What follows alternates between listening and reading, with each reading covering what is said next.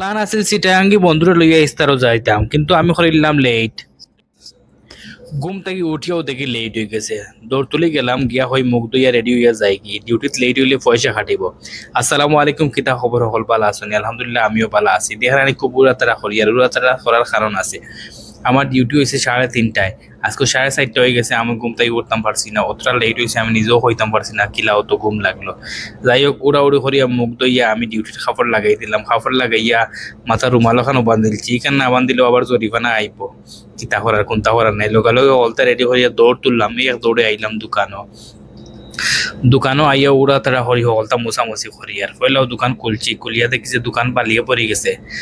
যেহেতু একটু বাতাস বাড়া দিয়ে রেলে গ্লাসের ভিতরে হামাই যায় বালি টালি জলদি জলদি অলতা মুছিলাম এবং ফ্রিজ চেক করলাম। ফ্রিজ চেক করিয়া দেখি কিছু কোল্ড ড্রিঙ্ক সিত্রাইল আছে এবং কিছু কম আছে। হলটি রিফিল করলাম এবং ভালো করে পরিষ্কার করলাম। গ্লাস যা পরিষ্কার করা লাগে জলদি জলদি। ইস্তারও আগে আঁকি একটা উড়া তারা লাগে। আর আজকে যেহেতু আমার লেট হয়ে গেছে, এর লাগে ইস্তারও যাইতে হইব তাড়াতাড়ি করিলি। আর সকলটা আটাইলি, আর না আটাইলে আবার ইস্তারও যাইতাম পারতাম না।